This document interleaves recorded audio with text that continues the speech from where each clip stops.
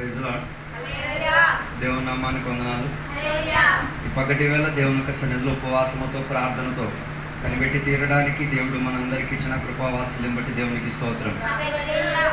దేవుడి విపరీత వర్షకాల తరగతిలో కూడా దేవుడు కొందరిని కూడా ప్రార్థనలో శక్తిపరిచి ఉపవాసములో బలపరిచి దేవుడు నిలబెడుతున్నందుకు స్తోత్రం. దేవుడు చాలిన దేవుడు, అన్ని విషయాల్లో మనకి సహాయం చేయగలిగిన గొప్ప దేవుడు అని వాక్యం సెలవిచ్చుచున్నది. అది మన అనుభవం, అది మన జీవిత విధానం.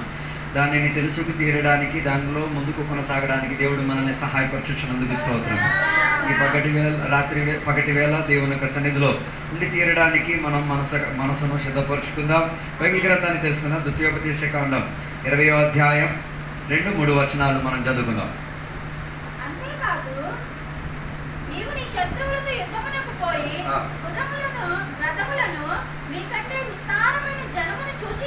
చూచినప్పుడు ఐగుప్తు దేశములో నుండి నిన్ను రప్పించిన నీ దేవుడైన యెహోవా నీకు తోడై ఉండెను. అంతేకాదు, మీరు యుద్ధమునకు సమీపించినప్పుడు యాజకుడు దగ్గరకు వచ్చి ప్రజలతో ఇలాగ చెప్పవలెను, ఇశ్రాయేలులారా వినుడి, నేడు మీరు మీ శత్రువులతో యుద్ధము చేయుటకు సమీపించుచున్నారు. మీ హృదయములు జంకనీయకుడి, భయపడకుడి. చాలు. అక్కడ చదివిన వాక్య భాగంలో మనం గత కొన్ని రోజుల నుంచి నేర్చుకొచ్చున్న ఒక విషయం, ఆత్మిక పోరాటం గురించి మనం నేర్చుకొని వచ్చేది. మనం చదివిన వాక్య భాగం కూడా యుద్ధానికి సంబంధించి ఒక వాక్యమైనట్టుగా మనం అక్కడ చదివినప్పుడు మనకి కనబడి తీరుతున్నది. అందుకే దాన్ని 2వ వచనం చదివేటప్పుడు మనకి కనబడే ఒక మాట, యుద్ధానికి బయలుదేరేటప్పుడు ఎవరు వచ్చి తీరాలి? యాజకులు రావడం మాత్రం కాదు, యాజకులు ముందుకు వచ్చి ఏం చేయాలి? యుద్ధానికి వెళ్తున్న ప్రజలతో ఏం చేయాలి? మాట్లాడి తీరాలి. ఆత్మిక పోరాటములో ఉన్న ప్రాధాన్యత కలిగిన ఒక విషయం ఏంటో తెలుసా? ఒకరొకరికి ఎంకరేజ్ చేసేటట్టు ఉండి తీరాలి. ఒకరొకరికి ఏం చేయాలి? బలపరిచేటట్టు ఉండి తీరాలి. ఈ కాలంలో ఉన్న సంఘ బిడ్డలు మర్చిపోయిన ఒక విషయం ఏంటిది? ఒకరొకరికి ఏం చేయడానికి ఇష్టం లేదు, బలపరచడానికి ఇష్టం లేదు.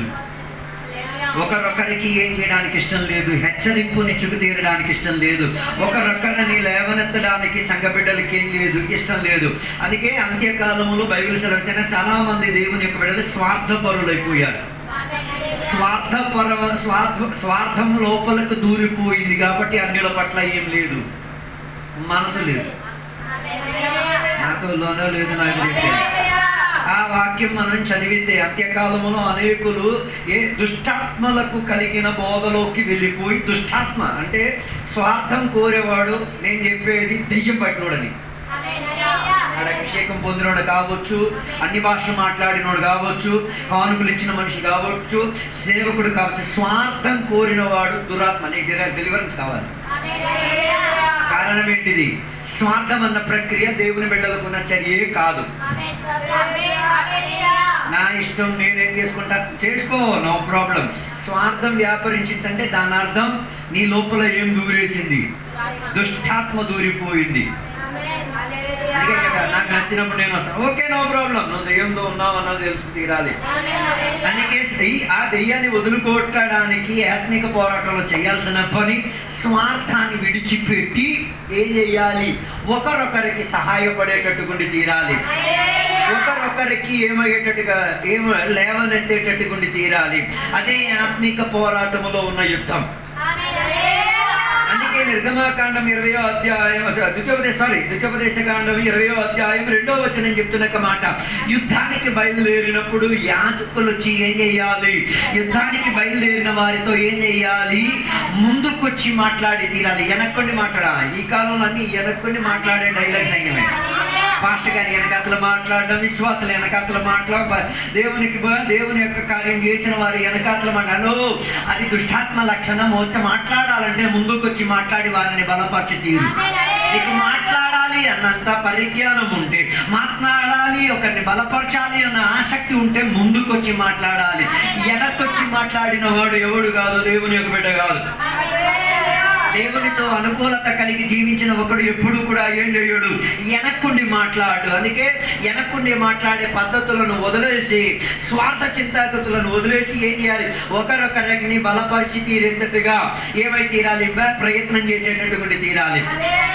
చదివిన వాక్యంలోకి వద్దాం. మొదటిగా ఏం చేయాలి, యుద్ధానికి బయలుదేరే ముందు యాజకులు వచ్చి ముందుకొచ్చి తీరాలి. ముందుకొచ్చిన వాడు ఎప్పుడు ఇతరులకు బలపరిచేవాడు, ముందుకొచ్చిన వాడు ఎప్పుడు ఆ ముందుకు జరిగే దాని గురించి ఆలోచన కలిగాడు. ఈ వెనక్కొచ్చినది దరిద్రం. సంఘంలో వెనక్కొచ్చినడు దానికన్నా దౌర్భాగ్యదుడు. కారణం తెలుసా, ఆడు వస్తేనే యుద్ధం ఓడిపోతుంది. అందుకే ఆరాధనకి ఎప్పుడు ఏం చేయాలి, ముందు రావాలని చెప్పి. కొన్ని దేవుని బిడ్డలకు అది తెలియదు. మరి ఏ ఆత్మవారిలో వ్యాపారస్తుందో నాకు తెలియట్లేదు. ఎప్పుడు యుద్ధానికి బయలుదేరేటప్పుడు your presence should be for, ఎప్పుడు ముందుకే. నీ సాన్నిధ్యత ఎప్పుడు ముందే ఉండి తీరాలి. ఆరాధనలో ఎప్పుడు ముందుండి తీరాలి. దేవుని యొక్క పనిలో ఎప్పుడు ముందుండి తీరాలి. దేవుని కొరకు జీవించేటప్పుడు ముందుండి తీరాలి. దేవుని కొరకు ప్రయాసపడేటప్పుడు ముందుండి తీరాలి. ముందు లేకపోతే నువ్వు స్వార్థానికి కోరేవాడివి. ఆ యుద్ధములో, ఆ సంఘములో ఏం చేయడానికి, అక్కడున్న ఆత్మీయతను కూలగొట్టడానికి ప్రయత్నం చేసినోడు వెనక్కి వచ్చిన వాడు.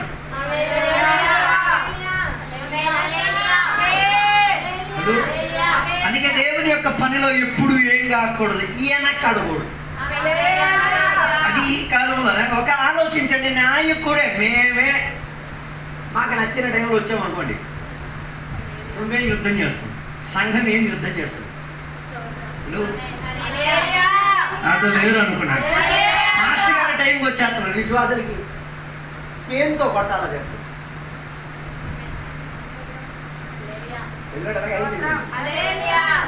దేంతో కొట్టాలి? అదే ఈసారి నుంచి నేను ఆలోచిస్తున్నాను. అక్కడ కరెంట్ షాప్ రోడ్డుకి సెట్టింగ్ చేసేయాలి. ఈ లాస్ట్కి వచ్చిన ఈ మధ్యలో దూరుకొచ్చిన వాటికి ఏం చేయాలి?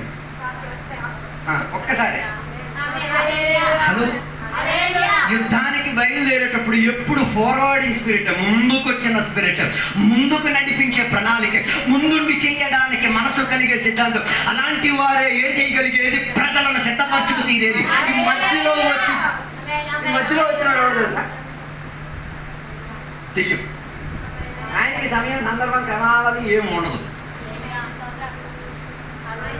మీలో ఉన్నదో లేదో మీరే వివేచించండి. నేనంత ఆత్మీయుడు కాను, మిమ్మల్ని వివేచించుకు తీరడానికి. అది అక్కడ రాయబడిన మొదటి మాట ఏంటో తెలుసా, ముందుగా వచ్చి తీరాలి. రెండోదిగా ఏంటంటే, ముందు వచ్చినోడికి మాట్లాడడానికి కొన్ని ఉండి తీరుతాలి. ఎందుకు ముందు వచ్చినోడు మాట్లాడడానికి కొన్ని ఉండి తీరేది? కారణం ఆయన మాట్లాడితే వెళ్ళే యుద్ధానికి వెళ్ళిన చర్యలో ఉన్న వారికి ఏమొచ్చి ఊర్జం వచ్చి తీరుతుంది, విజయానికి ఉన్న లక్షణాలు వచ్చి తీరుతుంది, బలపడి తీరడానికి ఉన్న క్షోమత వచ్చి తీరుతుంది, వారి నిరుత్సాహం చచ్చి, వారి ఆలోచనలో మార్పు వచ్చి తీరి, వారి శత్రువులను చూడకుండా వారి లోపల ఒక బలం ఉంది, వారికి ఒక బలం ఇచ్చి తీరేటట్టుగా, వారు దేవునికి సమమైన వారు, దేవుడు వారి తోడున్న వారు అన్నది అప్పగించి తీరేటట్టుగా ఉన్న మాటలు ముందొచ్చిన వాడికి ఉండి తీరారు. అందుకే మేము వాక్య పరిచర్యలు చేసేటప్పుడు ముందే సిద్ధపడేది. అందరూ పాటలు పాడేటట్టుగా సిద్ధంగా ఎత్త మేము వాడదు. హలో, ఏమండదు. దేవుడు నీతో మాట్లాడలేని పాట పాడి దేవుడు కుదిరించాడు. అర్థం కాలేదు. ఆరాధనలో పాట పాడాలన్నా ఏముండాలి? అందరు ఆరాధన పాట పాడేసేది, ఏ బట్టలు దొరికిందో వేసేసి వచ్చి ఏదో పాడాడు. అందుకే దేవుని బిడ్డలకు అర్థం కాదు. అందుకే ఆరాధనలు మీరు చూడండి, ఆత్మశక్తి దిగదు, ఆత్మ వ్యాపారం ఓడదు. ఆరాధనలో దేవుని యొక్క సాన్నిధ్యత ప్రజలు ఏం చేయలేకపోతున్నారు, అనుభవించిన సిద్ధపాటు, ఫార్వర్డింగ్ స్పిరిట్. ఎందుకంటే నేను చెప్పడానికి వచ్చే మాట, ముందుకొచ్చిన వాడు, సిద్ధపాటు కలిగిన వాడికి దేవుడు ఎప్పుడు సహాయకుడే, దేవుడు ఎప్పుడు తోడుగా ఉన్నవాడే. అందుకే యాజకుడు ముందు వచ్చేసి మాట్లాడిన మాటలు, ఆయన చెప్పిన ఒక్కొక్క పదం, యుద్ధానికి వెళ్ళిన ఒక్కొక్కడికి ఏమిచ్చి తీరేది, బలం వచ్చి తీరేది, రౌషం తెచ్చి తీరేది, దేవునిలో ఆనుకు తీరడానికి, దేవుడు వారి పట్ల విజయం ఇచ్చి తీరేదని, దేవుడు వారికి తోడై ఉన్నారని అన్న దానిని తెలుసుకు తీరడానికి ఏమై తీరేది, సహాయపడే ఒక చర్య ముందుకొచ్చి ఏం చేసేది, మాట్లాడిన వాడు ఎప్పుడు చేసే పద్ధతి. అందుకే సేవకులుగా మేము ఎప్పుడు ముందుగా సిద్ధపాటు కలిగే వాక్యం బోధించేది. పాటలు పాడేటప్పుడు, ఆరాధన నడిపించేటప్పుడు సంఘ బిడ్డలు, సంఘంలో ఉన్న సభ్యులు ఏం చేయాలి, ముందుకు సిద్ధ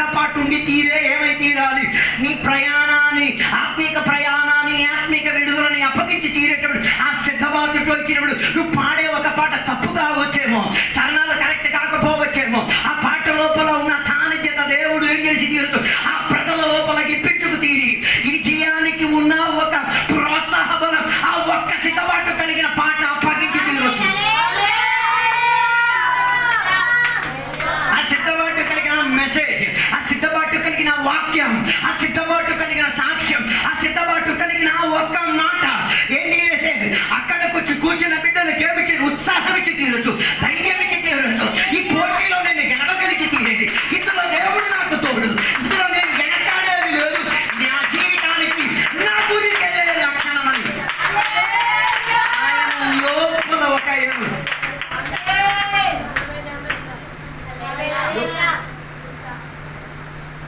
అందుకే ముందు వచ్చినవాడు, ముందు మాట్లాడినవాడు, తర్వాత చెప్పిన మాట ఏంటో తెలుసా? వారికి వినిపించినవాడు. 3వ వచనం చెప్పినవాడు ఇశ్రాయేల్ ప్రజలకి ఏం చేయాలి? ప్రజలకి మాత్రం, యుద్ధానికి వెళ్ళిన వారికి మాత్రం కాదు, వెనక్కున్న ప్రజలకు కూడా ఏం చేయాలి? కొన్ని మెసేజ్ పుచ్చుకు తీరగలగాలి.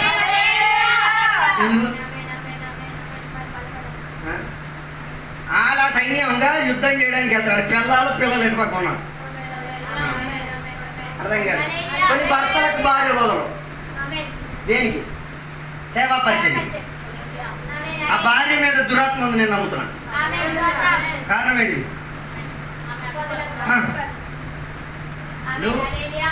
కొన్ని భార్యలు, కొన్ని భర్తలు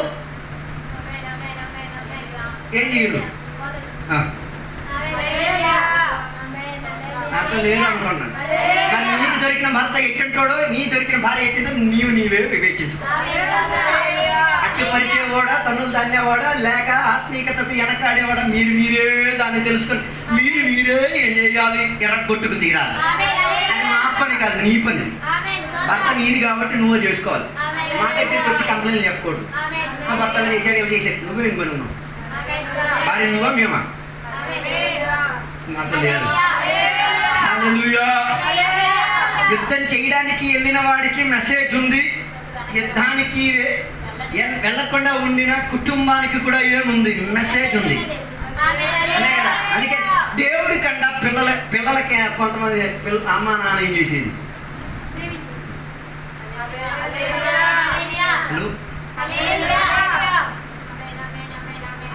ఉన్నారో లేదో నాకు తెలియట్లేదు. ఎవరిని ఎక్కువ ప్రేమిస్తారు? పిల్లలు ఒక వస్తువు అడిగితే దేవుడి కోసం అంత మంచిడు.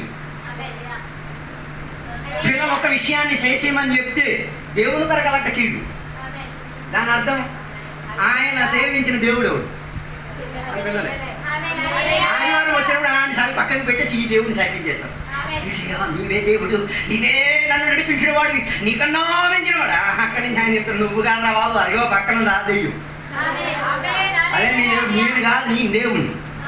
హలో, నేను చెప్పి రావడానుకున్నది కొన్ని ఆత్మిక పోరాటంలో ఓడిపోవడానుకున్న కారణం ఏంటో తెలుసా? ఇశ్రాయేల్ ప్రజల లోపల ఉన్న కొందరే ఎవరిని ఏం చేసేది? ఆ సైన్యానికి వెళ్ళిన వారిని నడిపించేది. ఆయన యుద్ధానికి కత్తులు పట్టుకొని వెళ్తున్నారు, వీళ్ళు తోడు పట్టుకొని ఆయన ఏం చేస్తారు? కుక్కలాగా ఆయన చేస్తున్నారు. అర్థం కాలే. అంటే వాడు అక్కడ యుద్ధానికి వెళ్ళేది, ఎక్కడ కూర్చున్న ఫ్యామిలీ ఏం చేయొచ్చు? లేకపోతే మీ ఫ్యామిలీ మీరు చూసుకోండి. నువ్వేమో ఒక్క విషయం కొరకు ముందుగా నిలబడినప్పుడు వెనక్కి నీ ఫ్యామిలీ నిన్నేం చేస్తుంది? అందుకే నువ్వేం చేయలేదు, ఒక్క అడుగు ఏం చేయలేకపోతున్నావు, ముందుకు వేయలేకపోతున్నావు, ఒక్క విషయంలో కూడా నెరవేరింపు సాధించలేకపోతున్నావు. అలాగైతే అర్థం చేసుకొని నీకున్న ఓటమి ఎక్కడ? నీ ఫ్యామిలీ లోపలే ఉంది.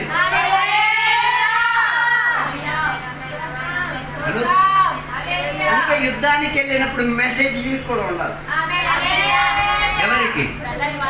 వెళ్ళకుండా ఆది సెట్ అయితేనే వెళ్ళినోడు సెట్ అయ్యేది. హల్లెలూయా.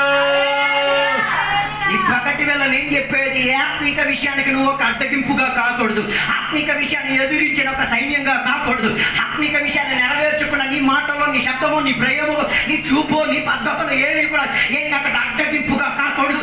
ఈరోజు నీకే ఒక మెసేజ్ ఇచ్చేది, నీ కుటుంబానికి విజయములో సాధించి తీరాలంటే నీ అడ్డగింపు సరిపోదు, దానికి మించినట్టుగా ఉన్న ఏం చేయాలి? ఒక సిద్ధపాటు నీ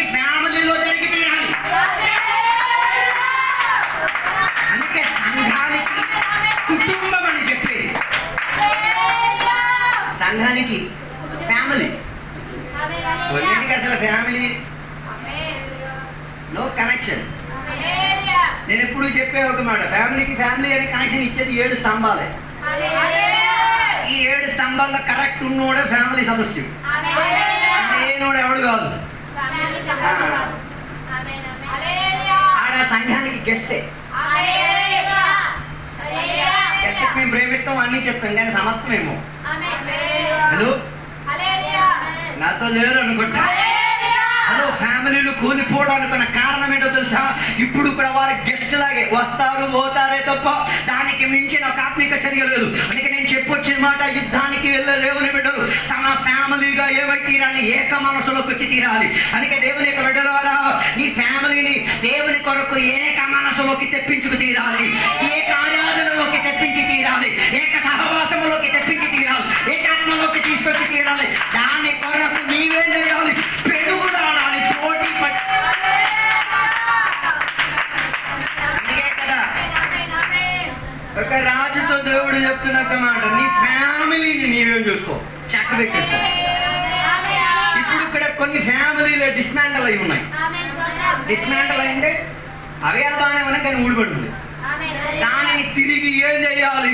ప్రార్థన ద్వారా సరి చేయాలి, ఉపవాసం ద్వారా సరి చేయాలి. వాక్యాన్ని పట్టుకుంటూ వాక్యాన్ని ఏం చేయాలి? వాగ్దానంగా పంపించి పట్టుకొని ఏం చేయాలి? దానిని రిలీజ్ చేస్తూ చెప్పాలి, దేవా ఇది వాగ్దానం, ఇది నా కుటుంబం పట్ల జరిగి తీరాలి, ఇది బద్దలై తీరడానికి ఉన్నది కాదు, ఇది కట్టుబాటు కలిగి ఉండి తీరడానికి. దీనికి ఒక ఖర్చు ఉంది, దీనికి ఒక గోడ ఉంది, దీనికి ఒక నడుపు ఉంది, దీనికి ఒక పద్ధతి ఉంది.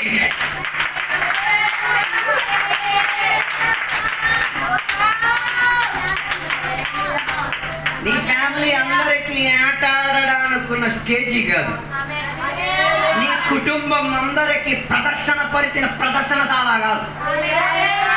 అందరి ఫ్యామిలీ ఫ్యామిలీ ఏమైంది? మద్దశాలగా మారి మధ్య ఫ్యామిలీ. కొన్ని ఫ్యామిలీ ఏమైతే కంపు కొట్టేది కానీ పద్ధతి పగటి వేళ డిస్మాండల్ అయిపోయిన మొక్కలై పడి ఉన్న దానిని తిరిగి అతికించి తీరడానికి అన్నాలా కొందరు లెగిచి తీరాలి, ప్రార్థన చేసి ఏం చేయగలగాలి? కుటుంబ కట్టుబాట్లను ఏం చేయాలి? తిరిగి కట్టింపజేయగలగాలి, వాక్యం లోపలికి తీసుకురాగలిగి తీరాలి, ప్రార్థన అనుబంధంలోకి తీసుకు సహవాసం అన్న చర్యలోకి దానికి నువ్వు ప్రయాసపడాలి.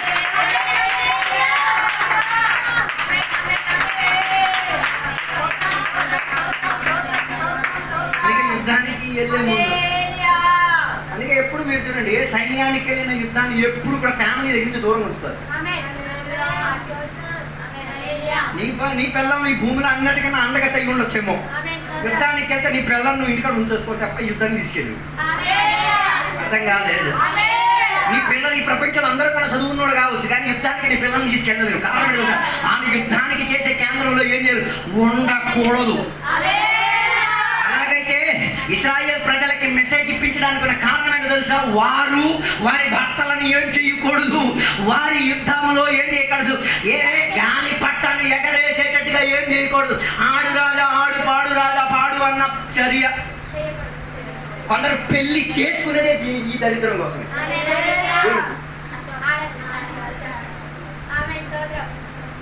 మీ అమ్మ నాన్న చెప్పాలా, ఎవడు చెయ్యాలా అన్నది. అర్థం కాలేదు? మీ అమ్మ నాన్న చూపించవచ్చు, ఎంచుకునేది ఎవడు?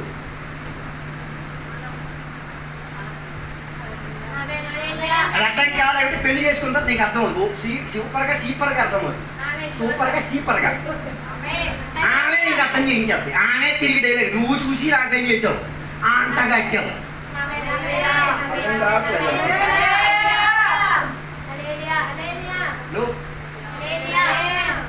రాలే అందుకే ఎప్పుడు కూడా కొందరు ఏం కావట్లేదు, ఈ వివాహాలు జరగట్లేదు, ఎన్ని పేదలు వెళ్ళిపోతాయి. దేవుడు కూడా చెప్పిన ఓరు బాబు ఎన్ని వేతలు రావు, పేదం చేస్తున్నావు నన్ను మోసం చేస్తున్నావు. నేను చెప్పుచ్చే మాట ఎవరో కాదు, నిన్ను ఏం చేసేది డిసైడ్ చేసించేది. నీకు వ్యక్తిపరంగా ఏముండి తీరాలి, నిర్ణయం తీసుకోగలిగిన స్వాతంత్ర్యం ఉండి తీరాలి.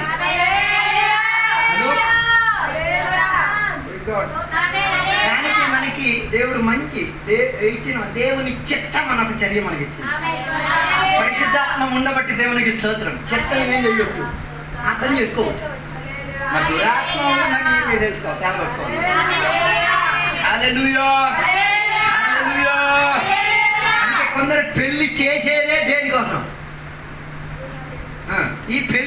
తీసుకొని ఈ పిల్ల నాకు పంపించారు. మళ్ళీ ఫోన్ చేసి పిచ్చి ఎక్కించిన దేనికి? బతకనివ్వచ్చు కదా.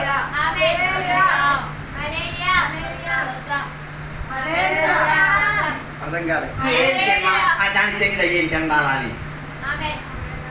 ఏం బతుకుతున్నావు? అర్థం కాదు. నీ పిల్లల భవిష్యత్తు నువ్వే పాడు చేస్తున్నావు. పెళ్ళి అయి వెళ్ళిపోయిన తర్వాత ఏం చేయకూడదు? అమ్మ నాన్న సహోదరులు ఏం చేయకూడదు. అది నేను నమ్మేది పోనే చేయకూడదు. ఎప్పుడు చెయ్యాలి? క్రిటికల్ సిచ్యువేషన్లో చెయ్యాలి. అలా కూడా చేయకూడదు నేను నమ్మేవాడు. కారణం ఏంటిది? వారి జీవితానికి నువ్వేమయ్యో గాలిపట్టం మీద నువ్వు దౌడు పడుతున్నావు.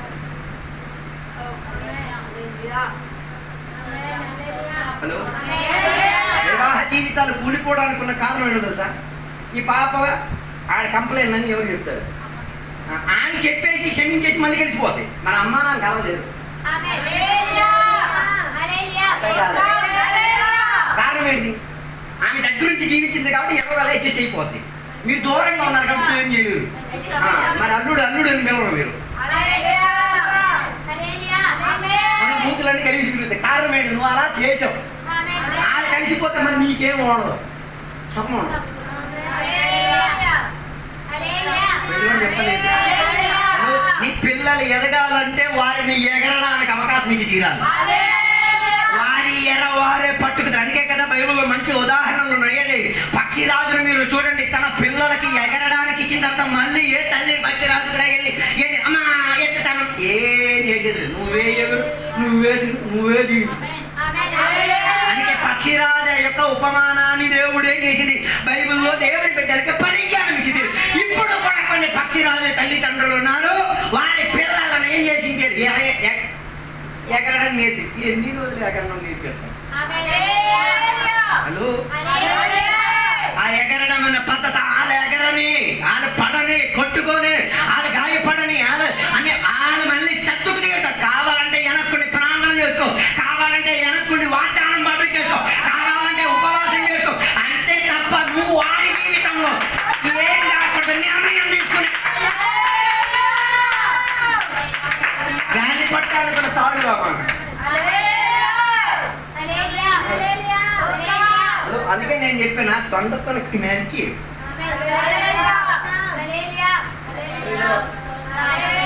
వాళ్ళే ఏం చేయలేదు. వాళ్ళకి బతకడం తెలుసు, వాళ్ళకి తినడం తెలుసు, వాళ్ళకి కొట్టుకోవడం తెలుసు, వాళ్ళకి మళ్ళీ కలవడం తెలుసు. నువ్వెందుకు అందులో పెద్ద నాటకం? హలో, నేను చెప్పి రావడానుకున్న పిల్లల జీవితానికి ఏం చేస్తున్నారు? అమ్మ నాన్న ఏం చేసి తీరేది? భర్తగా భార్యగా చేయాలి. ముందు అకౌంట్ అడిగేయండి.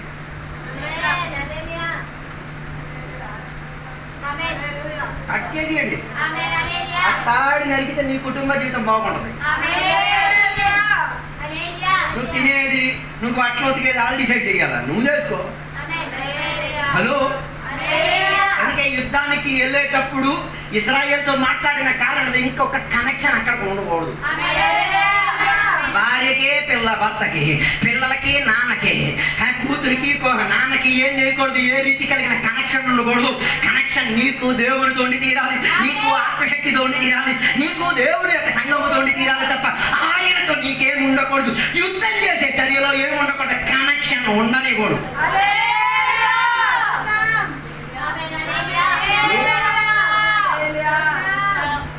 నాతో కలిసి కనెక్షన్లో ఏం చేయండి? తెగకొట్టి వాళ్ళకి బతకడం తెలుసు, వాళ్ళు బాగా వదిగేసి ఏం కొట్టుకొని మళ్ళీ కలిసిపోతారు. నీ కదా అన్నప్పుడు. అందుకే నేను చెప్పి రావడానికి ఉన్నంత ఉద్దేశం, ఈ ఇశ్రాయేల్ ప్రజలు వారిని ఏం చేయకూడదు, ఆట ఆడించుకోకూడదు. కొంత ఫ్యామిలీ మా పిల్లలు కొంచెం పెళ్ళి అయిపోయి ప్రార్థన చేయడం మాకు అర్థమైపోయింది. గారిపట్ల నువ్వే నేను ప్రార్థన చేసేది ఆడిని కాదు దీవించి, దాన్ని కాదు విడవలేదు, దీనికి చెప్పి వచ్చింది దానికి డెలివరెన్స్ కాదు, ఆమె కోసం ఉపవాస ప్రార్థన చేయాలి. ఆమె ఉన్నాం ప్రాబ్లం ఎక్కడ తీసే కంప్లైంట్ చెప్పడానికి వచ్చినాడే. హలో, అందుకే యుద్ధాలు కుటుంబంలో గెలవలేకపోయేది. అందుకే ఆత్మీక చర్యలో పిల్లలు ఒక్క అడుగు కూడా ఏం చేయలేదు, ఎంచుకొని ముందుకెళ్ళలేగలిగేది. అందుకే బైబిల్ మంచి ఉదాహరణ. ఒక పిల్లోడు నాన్న దగ్గర, నాన్న నాకేమి ఇవ్వాలా, గుడ్డి ఇవ్వాలని చెప్తే ఏ నాన్నైనా మనం ఇస్తాం. ఇలా తాడున్న వాళ్ళు అందరూ ఇచ్చేది అదే. ఆడ అడిగేది గుడ్డే, నువ్వేమి ఇచ్చేది? నువ్వు ఇచ్చిన సలహా పాములాంటిది, కట్టేసేది, సగ కుటుంబాలు నాశనం చేసేది. నువ్వు ఆ శైలిలో ఏం చేయాలి? ఎవరే బాబు నా దగ్గర ఇవ్వడానికి క్వాలిటీ ఉన్నా నేను ఎలాగ ఇప్పించా, నువ్వు దేవుని దగ్గర నుంచి పొద్దుకు తీరాలి, నువ్వు ఆత్మీయత ద్వారా పొద్దుకు తీరాలి, నువ్వు ఉపవాసం ద్వారా పొద్దుకు తీరాలి, నువ్వు దేవునిలో అట్టి కమిషన్ చేయాలి. అందుకే ఇశ్రాయేల్ ప్రజలతో యాజకుడు మాట, నాయన నీ కనెక్షన్ అటు కాదు, నీ కనెక్షన్ నాటు చేసుకో, నీ కనెక్షన్ వాక్యంలో అయిపోయి తీరాలి, నీ కనెక్షన్ ఏమో ఉపవాసంతో ఏంటి, నీ శరీరానికి అనుపవేసి తీరేటట్టుగా ఉన్న ఆత్మీయ కనీస నువ్వే.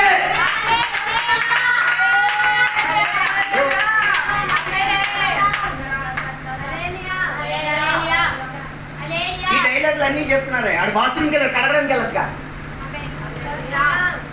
అర్థం కాదు. ఈ డైలాగులు అన్నీ మాట్లాడతారు. బాబా అలా చెయ్యమ్మా, బాబు ఎలా చెయ్యమ్మా అని కడగడానికి వెళ్ళొచ్చుగా. దానికి చేత కానీ నువ్వు దీనికి కూడా చేస్తావు.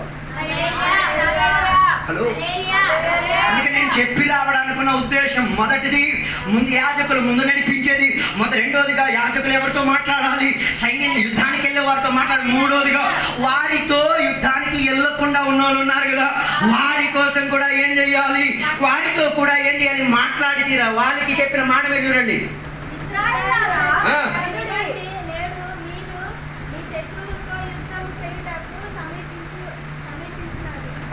తర్వాత మీ హృదయములను చంపనీయకుడి, భయపడకుడి, వణుకకుడి, వారి ముఖము చూచి బెదరకుడి. ఏమైనా అర్థమైంది మీకు? ఎవరు ఉనికితే ఆలు ఉనిపోరు.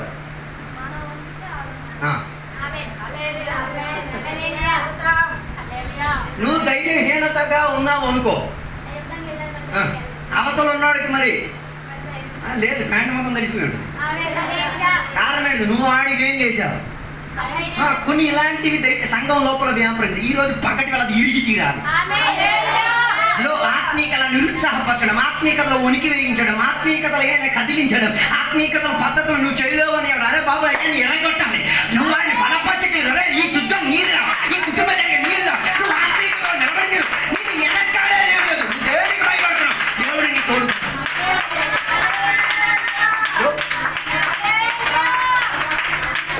నువ్వు ఈ శత్రువుని చూస్తున్నావు మరే, నువ్వేరా ఘోర శత్రువు. అర్థం కాలే? ఆడి యుద్ధానికి వెళ్ళిన ఆడికి ఆ శత్రువు ఉన్నాయి, ఆయన ఎలాగైనా గెలిచేస్తాడు, వీళ్ళు గెలవడం కష్టం. అర్థం కాలే?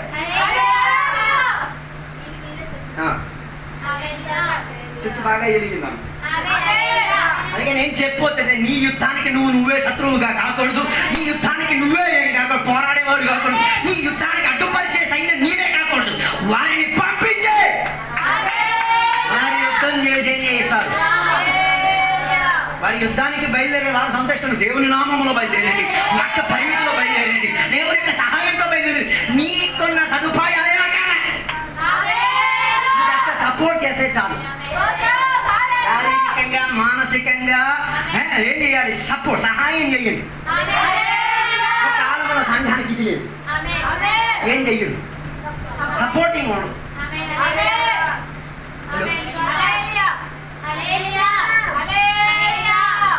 ఏముండదు, సపోర్ట్ ఉండదు. వాడు ఇటుకు మోస్తుంటే నువ్వు ముయ్యకపోయినా పర్లేదు, ముయ్యకుండా ఉండని ఇచ్చేటట్టుగా మాటలు చెప్పు. కాలేదు, వాడు మోస్తున్నాడా, నువ్వు ఆత్మీయుడైతే వెళ్ళి సహాయం చేయి, అంతే తప్ప వాడిని మొయ్యనివ్వకుండా ఏం కాకూడదు, బరువు బాధ్యతగా మార్చకూడదు. అందుకే బరువు మార్చే ప్రజలతోనే ఎవరికి మాట్లాడడానికి ఉంది, యాజకుడికి మాట్లాడడానికి ఉంది, వారిని బలపరిచి తీరగలిగితే యుద్ధంలో ఏం చేయొచ్చు, బలపడి తీరొచ్చు. వారు కూడా యుద్ధానికి వెళ్ళి ఏం చేయొచ్చు, యుద్ధంలో గెలిచి దేవుని యొక్క నామాన్ని ఘనపరిచి తీరి ఆత్మిక పోరాటంలో జయ జెండా ఎత్తుకొని తిరిగి వచ్చేది ఏం చేయొచ్చు, చూచి తీరు. ఇంకో మాట, వీడు యుద్ధానికి వెళ్ళి చచ్చిపోయాడు, ఇంకో మన విశ్వాసం అలా దగ్గర ప్రార్థన చేయడం వల్ల దొరికింది, సంఘానికి వెళ్ళడం వల్ల నువ్వు పంపించావు, నువ్వు మళ్ళీ ఏం చేయకూడదు. అర్థం కాదు. ఈ యుద్ధానికి పిల్లలకు సైన్యానికి పిల్లలకు పంపించాలి, ఎందుకు మళ్ళీ ఏడుకోవాలి? నీకు సొమ్ము కావాలా? నెలలా అడిగినా సదుపాయాలని మళ్ళీ ఏడుతో దేనికి? నేను చెప్పి ఏడవడానికి హక్కేలేదు నీకు. నువ్వు ఏ రోజు వాడిని పంపించావు ఆ రోజే పీట పెట్టేసావు, ఆ రోజే భోజనం చేసేసి ఏడ్చేయి.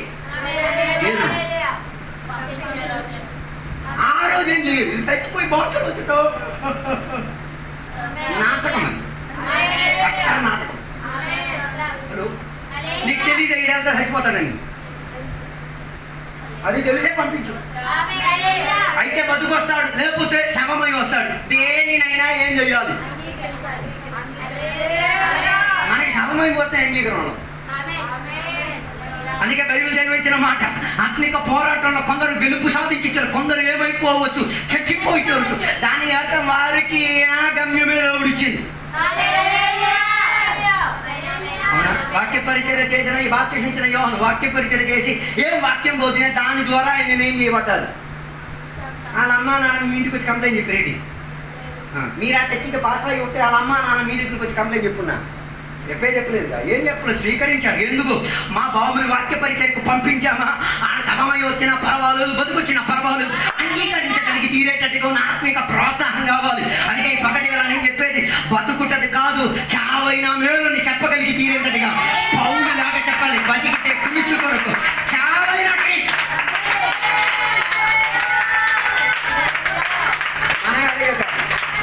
బతికేది క్రీస్తు కొరకు, దోచేది క్రీస్తు కొరకు, సంపాదించేది క్రీస్తు కొరకు, ఇచ్చేది క్రీస్తు కొరకు. అన్నీ సత్య విషయం వచ్చినప్పుడు అందుకే చావు పాటలు పాడి ఆరాధన చేసే గుంపు మేము ఎవడు పాడు వాడ ఏది పాడు ఆరాధన చావు పాట పాడేసుకుని ఆలోచించి మరణమా నీ ముళ్ళు ఎక్కడ, మరణమా నన్ను ఎందుకు పడవలేదు, మరణమా ఎక్కడ నువ్వు నన్ను తీసుకెళ్ళలేదు అని పాడేసి ఆనందించగలిగి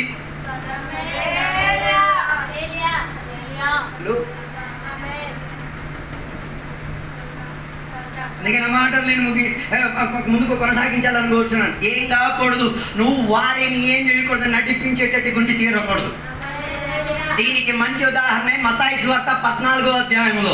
అక్కడ చదివినప్పుడు మనం చూడగలిగిన మాట, యేసయ్య తన శిష్యులు కలిసి, యేసయ్య లేరు, శిష్యులు అందరూ కలిసి ఓడెక్కేసి ఎక్కడికి బయలుదేరారు?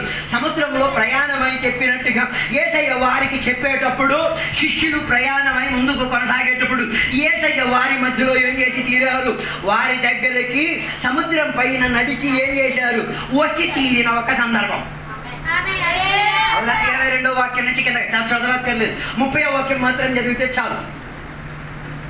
వెంటనే యేసు చెయ్యి చాపి అతన్ని పట్టుకొని, అల్ప విశ్వాసి ఎందుకు సందేహపడితివని అతనితో చెప్పెను. ఈ ప్రయాణంలో పేతురు ముందుకు వెళ్ళకుండా ఎవరు అడ్డుకొచ్చారు?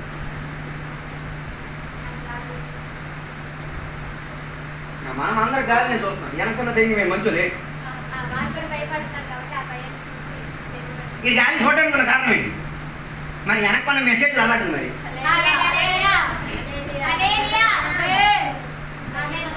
మొన్న ఇద్దరు భార్యాభర్తలు రైల్వే పట్టాల మీద బ్రిడ్జ్ మీద నడిచేస్తున్న ట్రైన్ వచ్చేసింది. ఈ పక్కన ఉన్న గోలెట్టేస్తున్నారు. ఇలా అక్కడికి వెళ్ళేటప్పుడు నీ గోల ఎక్కడికి వెళ్ళింది? ఇలా వెళ్ళేటప్పుడు నీ గోల ఎక్కడికి వెళ్ళింది? ఇప్పుడు ఇక్కడ ట్రైన్ ముందుకు వచ్చింది, ఏం చేయాలి అర్థం కాదు, ఎదురు చేయి పట్టేసుకొని దూకేసింది. వెళ్ళేటప్పుడు ఇది చెప్పాలి కదా, ఒరే వెళ్ళొద్దురా ట్రైన్ కట్టి వచ్చిందంటే అయిపోతాడు. అట్లా మధ్యలో నిలబడ్డానికి కూడా మీకేం లేదు, చోటు లేదు.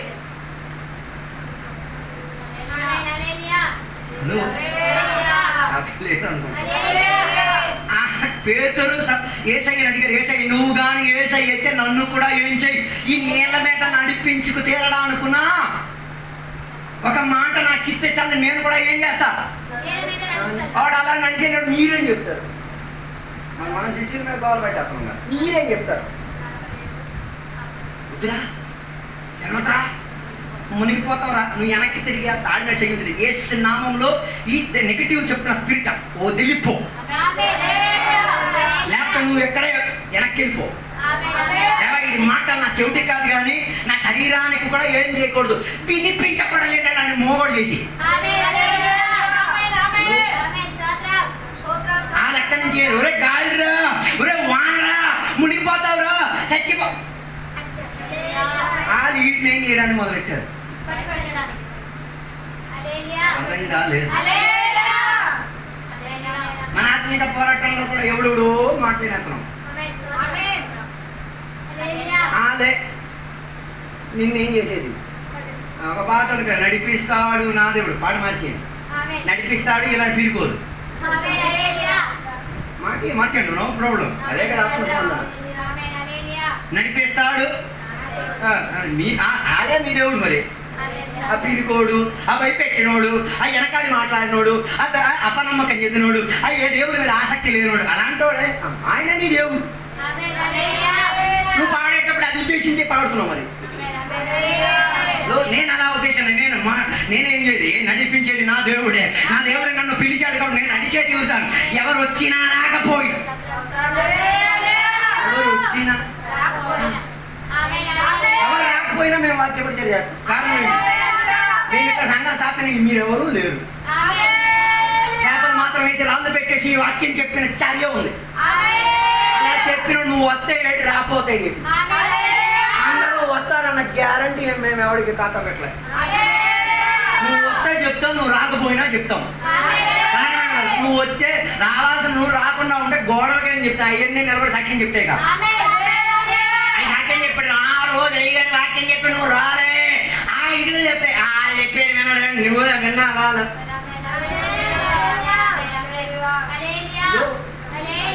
అందుకే వెనక్కున్న ప్రజలు ఏమి ఇవ్వడానికి ప్రారంభించి తీరారు. అపనమ్మకం, ఆ సందేహం, భయపెట్టించడం, వణికించడం, పరిస్థితిని చూపించుకు తీరడం, పరిస్థితిని గుర్తుపెట్టించి తీరడం, అవన్నీ చూపించేసరికి పేదలు ఏం చేయలేకపోయాడు. ఒక్క అడుగు కూడా. తొలెందుకు వీడు అడిగేశాడు? తొలి వీడు అడిగేసినది దేనికి? పడవ నుంచి నేల మీద అడుగు వేసేటప్పుడు కూడా ఈ లైలలు మాట్లాడారా? అప్పుడు ఇంటికి వెళ్ళలేదు.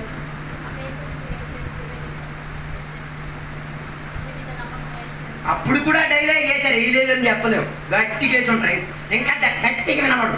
అది అప్పుడు పట్టించుకోలేని నీవు మధ్యకాలంలో వచ్చినప్పుడు ఎందుకు పట్టించుకునేది? అర్థం కాలేదు. అప్పుడు గాలి లేదా, అప్పుడు సముద్రం లేదా, కెరటలు లేవా, నీ పడవ నుంచి బయటికి నువ్వు కాలు పెట్టలేదా, అప్పుడు నీవే నీకు కనబడదు. అప్పుడు నీకు కనిపించింది యేసయ్య శబ్దమే, అప్పుడు నీకు కనిపించింది యేసయ్య మాత్రమే, అప్పుడు నీకు కనబడింది నీ ఆత్మిక పోరాటం ఏమి, యేసయ్య దగ్గరికి వెళ్ళి తీరా, నేను వెళ్ళే తీరుతా. దానికి ఎవరు ఏం మాట్లాడినా నేనేం చేస్తాను? అందుకే నేను చెప్పిన మాట మర్చిపోకూడదు. ఒకరొకరికి ఏం చేయాలి? బలపరచాలి. ఒకరొకరికి చేయూతనిచ్చి తీరాలి, ఒకరొకరికి లేవనెత్తి తీరాలి. అవతల పక్క చేసే యేసయ్య పరిచర్య అదే. ఆయన మనల్ని లేవనెత్తేవాడు, ఆయన మనల్ని చెయ్యపట్టుకునేవాడు, ఆయన మనకి విశ్వాస చర్యలో నడిపించిన వాడు, ఆయన మనకి ఎప్పుడు ప్రోత్సహించిన వాడు. కానీ వెనక్కున్న జనం అటువంటి వారు కాదు.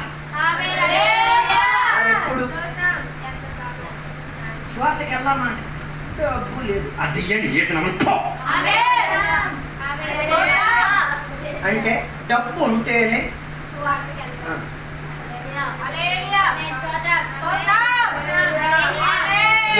ఏదైనా ఉంటేనే ఉంటుందా? ఆ రీతిగా మనసు సెట్ చేసుకోండి. బండి ఉంటేనే నేను రెండు కాళ్ళు దేవుడు నీకు దేనికి ఇచ్చాడు అంటే దాని అర్థం నీ కాలు దేవుని కొరకు నడవడానికి అంగవైద్యం ఉన్నది. నిన్ను ఏ కోటాలో పెట్టవచ్చు, అంగవైద్యం కోటాలో పెట్టేసి నీకు నెల నెల జీతం ఇప్పించవచ్చు, నో ప్రాబ్లం. కాలుండి అంగవైద్యం, చేతులుండి అంగవైద్యం, కన్నుండి అయి తినైనా నా సొమ్ము తిన్నైనా నువ్వు ఒప్పేసుకో నీకు అంగవైద్యం ఉందని.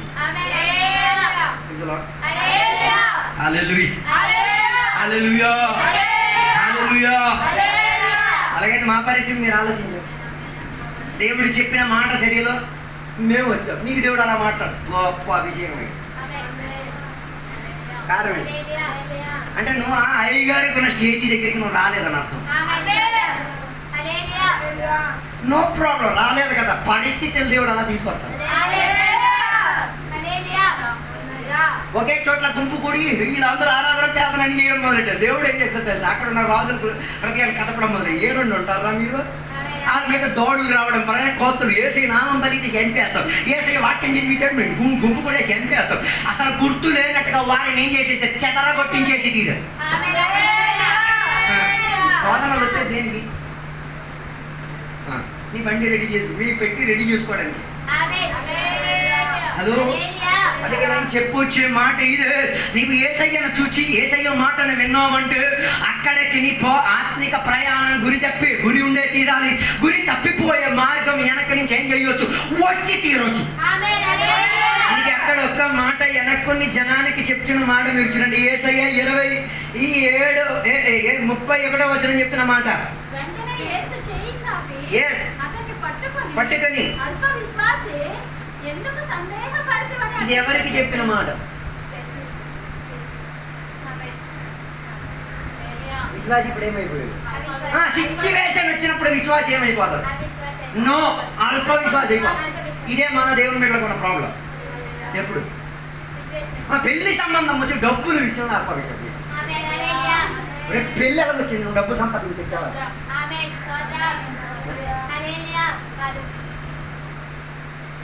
పోనీ డబ్బు లేదు, దేవుని దేవా డబ్బు లేకుండా ఈ పెళ్లి నెరవేరు ఒప్పుకుని తీరేటట్టుగా ఉన్న ఒక ఆత్మీక దర్శనం అయితే ఓకే చెప్పేసి అలా ప్రార్థన చేయాలి.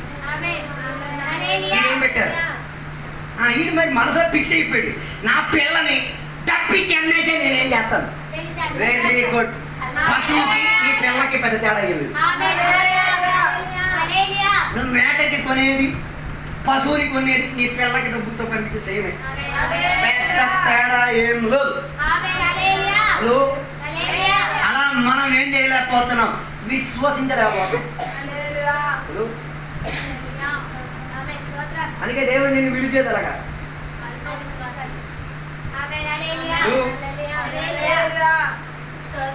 అల్ప విశ్వాసి అని మాత్రం కాదు, రెండోదిగా ఎందుకు నువ్వు నిన్ను విడిపించడానికి ఏ ప్రశ్నలు ఇదే. ఓ అల్ప విశ్వాసి, ఎందుకు నువ్వు? అందుకే నువ్వేం చేయలేకపోతున్నావు. ఏసై కోరేది నా చెయ్యూత లేకుండా, నా చేతి స్పర్శ లేకుండా, నా మాట మీద ఉన్న తీవ్ర శక్తి మీద ఆ శక్తి ఉంచి నువ్వు నడిచి రావాలి. కానీ వీడికి ఇప్పుడు అల్ప విశ్వాసం ఉంది కాబట్టి, సందేహం ఉంది కాబట్టి ఎవరి చెయ్య రావాల్సి వచ్చింది. అది పెద్ద అభిమానం అనుకుంటాం. దానికన్నా దౌరభిమానం ఇంకేట్లేదు. ఏసై ఆశించేది ఏంటి? ఎవరి సహాయం లేక నువ్వే ఏం చేయాలి? నా దగ్గరకు వచ్చి ఈ ఏసయ్య నువ్వే మాట్లాడుతున్నావు, నాకు ఏసయ్య చెయ్యం. ఇంకా విశ్వాసంతో అది గొప్ప అభిమానం అని దానికేసుకోండి. నేనైతే దానికన్నా దౌర్భాగ్యం ఇంకేది. హలో, అక్కడి నుంచి ఏసయ్య రమ్ము అని పిలిచినప్పుడు ఆ రమ్ము అన్న పదంలో ఎంకరేజింగ్ ఉంది, ధైర్యపరిచేది ఉంది, నీ ద్వారా జరుగుతుందని చెప్పేది ఉంది. నువ్వే చేయగలిగావు, ఇంకెవరు చేయలేరు అన్న చర్య అన్నీ ఉన్నాయి. అది చూసుకొని వీడు పడవ నుంచి అడుగెట్టాడు. కానీ అడుగు కొనసాగుతున్న కొద్దిగా వీడి విశ్వాసం ఏమైంది? ముందు 110%, 100% విశ్వాసం. అడుగెట్టేటప్పుడు 2 అడుగులు నడిచాడు, అది 90కి వచ్చింది, 80కి వచ్చింది. వెనక్కున్న వాళ్ళు మాటలు కూడా విన్నాడు, అది ఇంకా 0కి రాలే, 1. ఆ ఆత్మవిశ్వాసంతో చెప్పేది తెలుసా, ఏసీ నన్నేం చేస్తాడు. ఇది పెద్ద అభిమానం అనుకుంటున్నాం. హలో, అందుకే దేవుడు నిన్ను కొన్నిసార్లు వాక్యం ఇచ్చి కదిపేది, కొన్నిసార్లు పాటలు ఇచ్చి కదిపేది, కొన్నిసార్లు దేవుడు కళలు ఇచ్చి కదిపేది. అది నిన్ను ఏం చేయడానికి, ఇంకా విశ్వాసంలో పౌరుషం తెప్పించుకు తీరడానికి. ఇంకా నువ్వు నా దగ్గరికి రావచ్చు, అంటే నువ్వు నా దగ్గరికి వచ్చి తీరడానుకున్న విశ్వాసం నీలో ఉంది, నీవు నా దగ్గరికి వచ్చి తీరడానుకున్న ఆత్మిక చర్యలు నీలో ఉంది. నువ్వు వచ్చి తీరగలి. అలాగలేదు, అందరికీ కక్కాడు. ఎలా జరిగింది, అలా జరిగింది, ఎలా జరిగింది, ఏం సాధించదు. ఉన్న చర్యలోంచి మళ్ళీ వెనక్కి వెళ్ళిపోతావే తప్ప.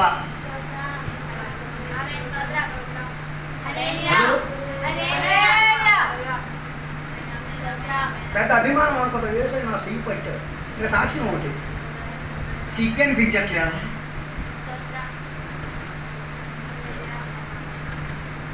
అంటే ఇప్పుడు కూడా నువ్వు ఆత్మీయతలో ఏం కాలేదు, పరిపక్వతలో ఒక మనిషి కాలేదు.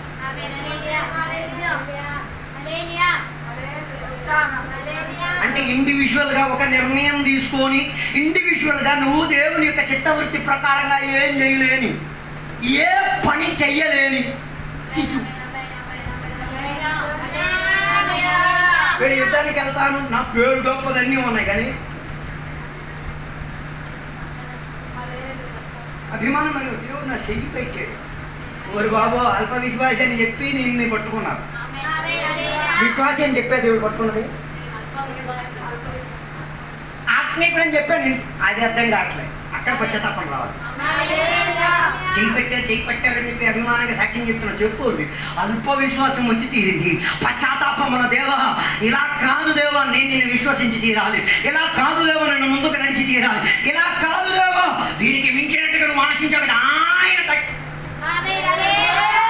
ఆశించిన జరిగాలి, అక్కడికి వెళ్ళు. మనం ఆశించిన జరిగలో జరిగి ఉండేసి పెద్ద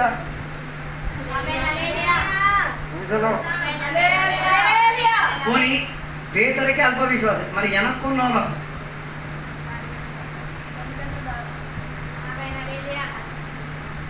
అర్థం కాలే. పేదరికి అల్ప విశ్వాసి అన్నారు, వెనక్కున్న వాళ్ళకు నో మెసేజ్. ఎందుకు? ఆడికి ఏం మెసేజ్ చెప్పినా ప్రయోజనం ఉండదు. నోరు నొప్పి వస్తుంది తప్ప అది వేసే అర్థం అది కాదు. ఏమి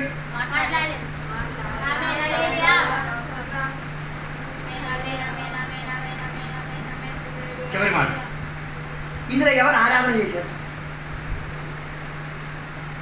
పేదరు ఆరాధన చేశాడా? పడవలో ఉన్న ఆరాధన చేశారా? చూడండి 33వ వచనం. వారు దోణి ఎక్కినప్పుడు గాలి అణిగెను. అంతటా దోణిలో ఉన్నవారు వచ్చి నీవు నిజముగా దేవుని కుమారుడు అని చెప్పి ఆయనను మొక్కిరి. విశ్వాసంతోనా? విశ్వాసం.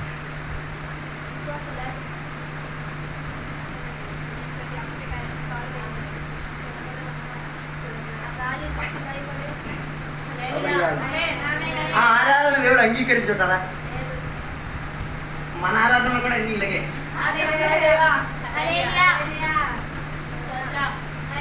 అర్థం కాలేదు. అదేం చెప్పారు తెలుసా? నిజంగా నువ్వు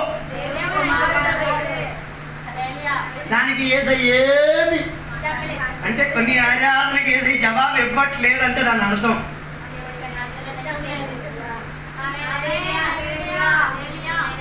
పేదలతో దేవుడు మాట్లాడారు, కానీ మిగతా శిష్యులతో ఏసై ఏం చేయలే. కారణం ఏంటి? అందులో విశ్వాసానికి చర్యని కనబడలేదు, వాటికి ఏం కాలేదు, ఏ రీతి కలిగిన విడవలిప్పించేది లేదు. అందుకే ఆయనతో కలిపి చెయ్యూతనిచ్చి మళ్ళీ ఎక్కడికి వచ్చి తీరారు? పడవలోకి ఎక్కి తీరి ప్రయాణం ముందుకు కొనసాగించి తీరగలిగారు. అందుకే నేను చెప్పి రావడానుకున్న ఉద్దేశం ఏసయ్య లక్షణం ఒకరొకరిని లేవనెత్తేది, ఒకరొకరికి బయలుపరిచేది, ఒకరొకరికి ఏది ఉత్సాహభరితాన్ని ఇచ్చి తీరేది. ఏసయ్యని చూసినప్పుడే పేదరికి ధైర్యం వచ్చేది. ఏసై నడితే నేను నడవగలుగుతాను, ఏసయ్య చేయగలిగితే నేను చేయగలుగుతున్నాను, ఏసై దగ్గరికి నేను ఏసై నా దగ్గరికి రాగలదు. అలాంటి ఒక ధైర్యం తనకు వచ్చి తీరిన కారణం ఏంటో తెలుసా? ఆయన ఏసయ్యని గురి పెట్టుకుని నడిచాడు కాబట్టి.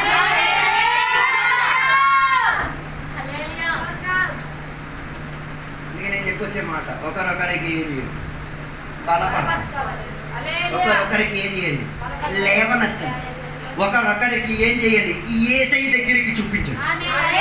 హలో, దేవుడు నీకు పిల్లలు ఇస్తే వారిని బలపరచు, వారికి ధైర్యం ఇచ్చండి. దేవుడు నీకు పిల్లల్ని ఇచ్చింది ఎందుకు? 24 సంవత్సరాలు పెంచి పెద్ద చేసి ఏసయ్యతో గంట కలపడానికి. ఏసయ్యను విశ్వసించి నువ్వెందుకు కంటున్నావు నాకు తెలియదు. నిజంగా దేవుడు పిల్లల్ని ఇచ్చింది ఏంటి? పిల్లలు దేవుడు ఇచ్చిన బహుమానం. ఎందుకు? ఆ బహుమానం ఇచ్చినోడి చేతికి ఏమి ఇచ్చి తీరడానికి, అప్పగించి తీరడానికి. ఆడి జీవిత స్థితిగతుల్లో వారు ఎవరిని చూడాలి? నన్ను కాదు, యేసయ్యను చూసి తీరేసేట్టుగా ఒక విద్య ఏం చేయాలి? బతుకునే చర్యలో ఆ యవన ప్రాయంలో దేవుని పిల్లలుగా ఏం చేయాలి? సొంత పిల్లలకు అప్పగించి తీరాలి. ఆడికి ఒక సమస్య వస్తే, వాడికి ఒక పరిస్థితి వేదన కలిగే స్థితిగతులు ఆయన ఎవరికి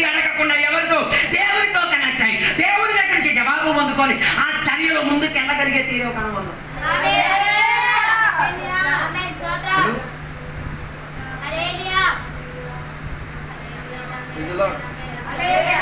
హల్లెలూయా. సంఖ్యాకాండం 14వ అధ్యాయములకు దాని 9వ వచనం చదివినప్పుడు అక్కడ చెప్పిన మాట మీరు చూడండి. సంఖ్యాకాండం 14వ అధ్యాయం 9వ వచనం. 8 నుంచి చదవండి. 8 నుంచి చదివితే కొద్దిగా క్లియర్గా అర్థమవుతుంది. యెహోవా మన యందు ఆనందించిన యెడల ఆ దేశంలో మనలను చేర్చి దానిని మనకిచ్చెను. అది పాలు తేనెలు ప్రవహించే దేశము. మెట్టుకు మీరు యెహోవా మీద తిరగబడకుడి, ఆ దేశం ప్రజలకు భయపడకుడి. వారు మనకు ఆహారం అగుదురు, వారి నీడ వారి మీద నుండి తొలగిపోయెను. యెహోవా మనకు తోడై ఉన్నాడు, వారికి భయపడకుడని సర్వ సమాజము వారిని రాళ్లతో కొట్టగా. సంఖ్యాకాండం 14వ అధ్యాయం విషయం ఏం కాదు. ఎవరు? కాలేబు, యోహోషువ ఎక్కడికి వెళ్ళారు?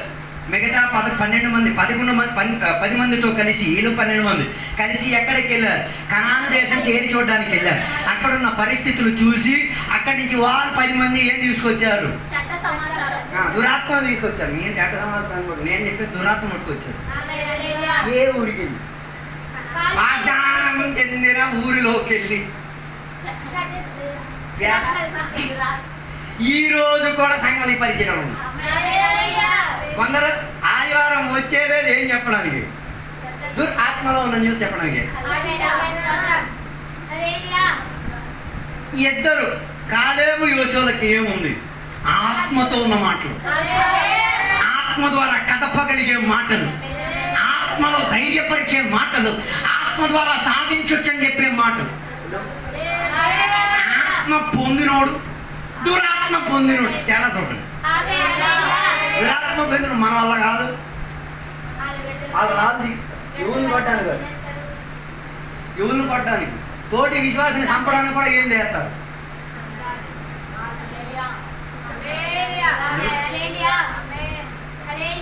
తోటి ఉన్న సహోదరుడే ఎలాగైతే బయట ఇంకెలా ఉన్నాడు అర్థం కాలేదు అనుకుంటా.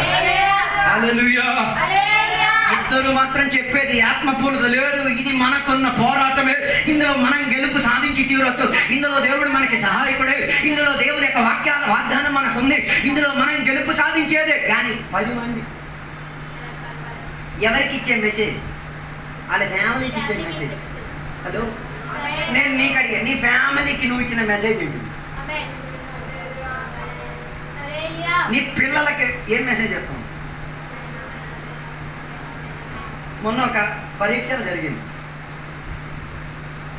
4-5 నెలలు ఉన్న పసి పిల్లోడిని పాముల బుట్టలో పడేయారు. వ్యసనం లేని పాముల బుట్టలో.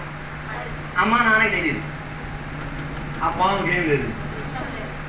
పడేసిన తర్వాత అమ్మా నాన్న రియాక్షన్ బట్టి ఆ కుమారుడు ఆ కుమార్తె ఏం చేయడానికి ప్రారంభించారు. అక్కడ కూర్చోడం పడేసారు, బాగానే ఉంది. వీళ్ళు చూస్తున్నారు. అమ్మా నాన్న ముఖ లక్షణం మారేది. అమ్మా నాన్న భయపడేటట్టు పిల్లవాడు కూడా ఏమైపోతున్నాడు. అమ్మా నాన్న ధైర్యం ఉండేసరికి ఆ టెస్ట్ ద్వారా రుజువైందేంటో తెలుసా? పిరికితనం ఉన్న అమ్మా నాన్న పిల్లలను పెంచేది పిరికోలా, ధైర్యం ఉన్న అమ్మా నాన్నలు పెంచేది ధైర్యశాలి. ఈ టెస్ట్ మనం కూడా చేయాలి. ఎన్ని పిరికోలు ఉన్నారు. ఆ టెస్ట్ అన్నీ అయిపోయిన తర్వాత కొన్ని ఫ్యామిలీలు మాత్రం వారి పిల్లలకి వాళ్ళకి అర్థమైపోయింది ఏమని. మనం రెబల్ అయితే వాళ్ళు రెబల్ అయిపోతారు. మనం సైలెంట్ ఉన్నాం అనుకో, వాళ్ళు అక్కడ మిగతా వాళ్ళు ఏడ్చి గోలెట్టాయి. అప్పుడు కూడా పాము కాకట్లే. అది చూసేటప్పుడే నీళ్ళు బుద్ధి రావాలి కదా. హలో, నేను కేవలం అదొక ఉదాహరణతో ఫలితంగా నేను చెప్పేది. అదే నీ ఫ్యామిలీకి నువ్వు ఇచ్చిన మెసేజ్ ఏంటి? నువ్వు ఆరాధనకి వెళ్ళి నీ ఫ్యామిలీకి ఇచ్చే మెసేజ్ ఏంటి? నువ్వు ఘోరం చప్పట్లు కొట్టి అన్ని వాటి మెసేజ్ ఏం మెసేజ్ నీ పిల్లలకి చెప్తాను. నీకు కొడుకు వచ్చి అమ్మా అంతసేపు చప్పట్లు కొట్టి ఏదేదో అన్నావు కదా, ఏంటి నాకు మెసేజ్? No message. 100 మెసేజ్ ఉన్నాయి, ఏదో అలగలేదు. ఎక్కడున్న 10 మంది మెసేజ్ ఫ్యామిలీకి ఇచ్చారు. దేనికి? అయ్యగారుని చంపడానికి రెడీగా ఉన్న రోలు. ఎవరిని మంచి మెసేజ్ ఇచ్చిన, మంచి విడుదలను ఇప్పించుకు తీరగలిగా యెహోషువ కాలు 10వ వచనం అదే కదా చెప్తున్నది.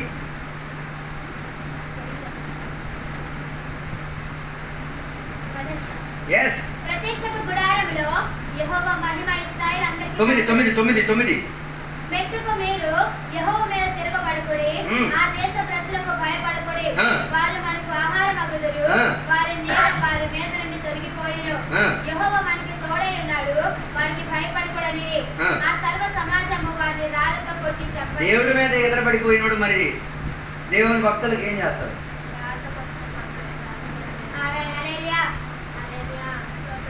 వాళ్ళు ఏమైనా తప్పు చెప్పారు? ఎంకరేజింగ్ మాటే చెప్పారు, ధైర్యపరిచే మాటలే చెప్పారు, ప్రోత్సాహం చెప్పే మాటలే చెప్పారు. ఈ యుద్ధంలో దేవుడు మన తోడుగా నో ప్రాబ్లం. దాని మెసేజ్ ఏమంది? మనం నపుంసకులమే, మనం దద్దమలమే, మన వల్ల కాదు, మనం సేవించే దేవుడు కాదు, కానీ మనం నడిపించే నాయకుడు కూడా 420 గడి పని చేయలేదు, ఇల్లు ఏం చేద్దాం. అప్పుడు దిగింది దేవుని యొక్క సాన్నిధ్యం. అర్థం కాదు.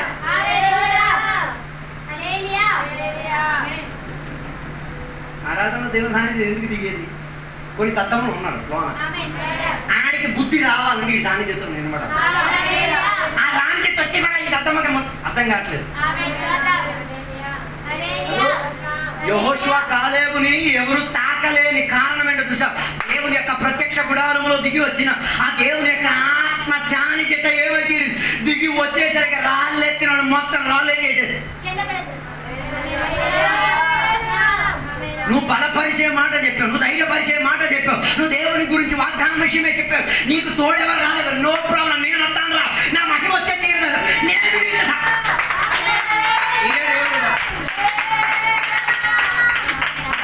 ఎవరు లేక ఒంటరిని అందరికీ దూరమై అనాథగా తిరుగు నువ్వు రావ ఆయన వచ్చే తీరుతాడు. ఆయన కాకపోతే ఇంకెవరు వచ్చేది? ఆయన కాకపోతే ఇంకెవరు వచ్చేది? ఒక్కవేళ ఆయన రాలేదు అనుకో, వస్తే ఇలా రాలేదు అనుకో, దాని ఇలా చెప్ప నువ్వు మేము దేవుడు వచ్చినా రాకపోయినా మేము మాత్రం ఏం చెయ్యము. నువ్వు పెట్టిన దానిని ఆరాధన చేసి బతకడానికి మేము కోరట్లేదు. వస్తే వెల్, రాకపోతే నో ప్రాబ్లం. హలో, ఈ విశ్వాస చర్య మనకి కావాలి. అన్ని ప్రార్థనలు దేవుడు మనం వింటున్నారా? అయినా రాదు నాపేసి మీరు నాకు అందరూ ఆపేసారు. ఆ విషయం మనం పట్టింది అన్ని విషయాలు మన ఉపవాస విషయాలకి ఎన్నింటికి జవాబు ఇవ్వట్లేదు. అయినా ఉపవాసం అన్నది లేదు. హలో, కొన్ని సందర్భంలో ఏసయ్య రావచ్చు, కొన్ని సందర్భంలో ఎవరు కూడా రాకుండా ఉండే పరిస్థితికి అయినా కూడా మన విశ్వాసం ధైర్యము ఒకరికొకరికి బలపరిచేది ఏం కాక నాకూడదు ఇంకా.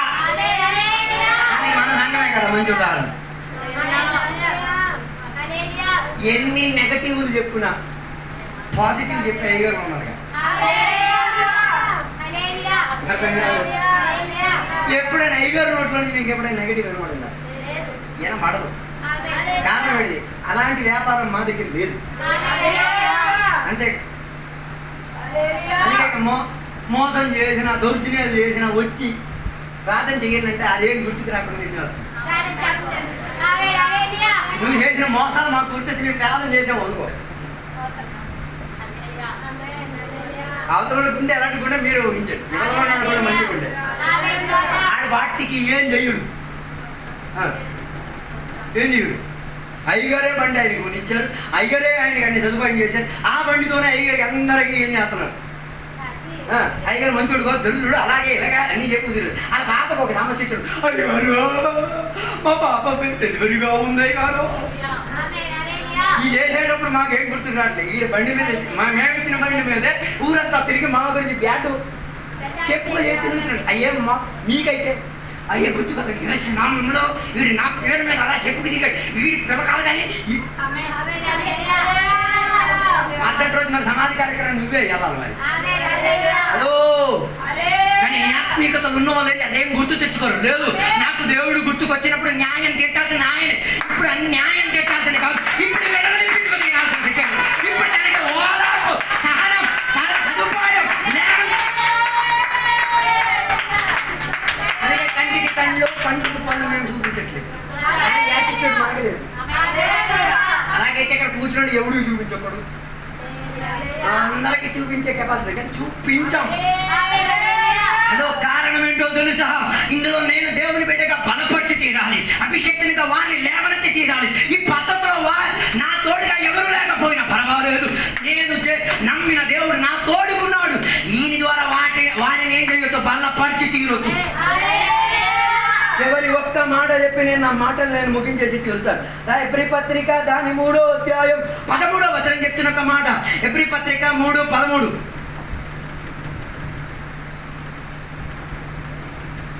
నేడు మీరు ఆయన శబ్దము వినిన యెడల కోపం పుట్టించినప్పటి వలె మీ హృదయములను కఠినపరచుకొనని ఆయన చెప్పెను. కనుక పాపం వలన కలుగు భ్రమ చేత మీలో ఎవడనో కఠినపరచుకొనినట్లు నేడు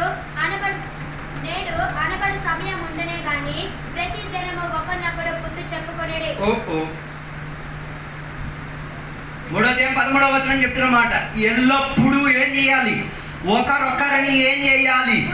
బుద్ధి చెప్పుచు నేర్పించుచు ఉన్న అవకాశాన్ని ఏం చేయాలి? నేడు నీకు దొరికితే దానిని నీవేం చేయాలి? ఉపయోగించి తీరాలి. అంటే ఒకటిని బలపరచడానికి, ధైర్యపరచడానికి ఆపర్చునిటీ నీకు దొరికితే అప్పుడే నీవేం చేయాలి? వారిని బలపరిచి తీరాలి. బలపరచలేదు అనుకో, నీ హృదయం ఏమైపోయి తీరుతుంది? కఠినపరచబడి తీరి తర్వాత నేడు సమయం ఉండగానే ప్రతి దినమును ఒకటినొకడు బుద్ధి చెప్పుకొనుడే. ఏలయనగా మొదటి నుండి మనకున్న దృఢ విశ్వాసము అంతం 13 స్టార్టింగ్ నుంచి చదవండి. నేడు మీరు ఆయన శబ్దం వినిన యెడల కోపం పుట్టించినప్పటి వలె మీ హృదయములను కఠినపరచుకొనుడి. ఎందుకు వారికి కోపం వచ్చింది? ఎందుకు వారి హృదయం కఠినమైంది? ఏం గుర్తుకొచ్చింది? పాతది గుర్తుకొచ్చింది. ఈడు నా పాప విషయంలో వీడు నా సంబంధం ఆపేస్తాడు, వీడికి ఇప్పుడు బలపరచాలనేమో. ఇది తలంచుకొని గుండెని ఏం చేస్తున్నాడు? తర్వాత ఈ డాడీ కోసం ఏం చేస్తాడు? ప్రోత్సహించే మాటలు చెప్తాడు, మరి చంపే మాటలు చెప్పి మీరే వివేచించాడు. హల్లెలూయా, హల్లెలూయా. అందుకే దేవుని యొక్క దాసు చెప్తున్న ఒక మాట, అయ్యో దేవుని బిడలారా, వారిని ఎంకరేజ్ చేయాలి తప్ప హృదయం కఠినపరిచి వారి మీద దౌర్జన్యం చేసేసి వంకరతనం కలిగేటట్టుకున్న మాటలతో ఏం చేయొద్దు. దొరికిన ఉపయోగం కలిగిన సందర్భాన్ని ఏం చేయకూడదు, దుర్వ్యాపారం చేయకూడదు. వారిని బలపరచండి. నిన్నేం చేశాడు అన్నది కాదు, నీ మీద ఎన్ని దాడులు చేసేది అన్నది కాదు, నిన్ను ఎంత వ్యతిరేకంగా మాట్లాడేది కాదు. ఇది నీకున్న అవకాశం. ఏరికి వారిని ధైర్యపరచాలి, లేవనెత్తాలి.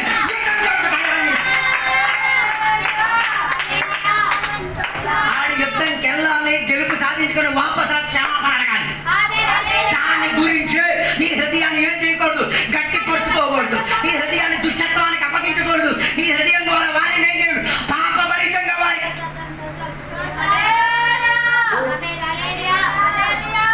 అందుకే 14వ వచనం చెప్తున్నా. అందుకే మనం క్రీస్తులో పాలభాగస్తులం. We are partakers of Christ Jesus. చదవండి 14వ వచనం. మొదటి నుండి మనకున్న దృఢ విశ్వాసము అంతము మట్టుకు గట్టిగా చేపట్టిన ఎడలనే క్రీస్తులో పాలువారమై ఉందుము. స్టార్టింగ్ లో ఉన్న దృఢ విశ్వాసం ఎప్పటి వరకు?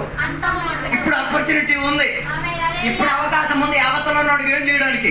చంపడానికి, అవతలకి యుద్ధాలలో ఓడదీయడానికి, అటు గుడ్డలు మొత్తం ఓడదీయడానికి, అన్ని పనికిరానోడని చెప్పడానికి అన్ని ఉన్నా కూడా దేనిని గుర్తుపెట్టుకు నాకు మొదటి అప్పగించబడి ఉన్న ఆ పాలభాగస్తుంది కదా, అది కడపటి వరకు అప్పగించి తీరడానికి నేను ఈ పరిస్థితిలో వాడిని నిరుత్సాహపరచును, వాడిని భయపెట్టను, వాడిని వెనకాడించేటట్టుగా పీకోడిగా పారిపోయాడు.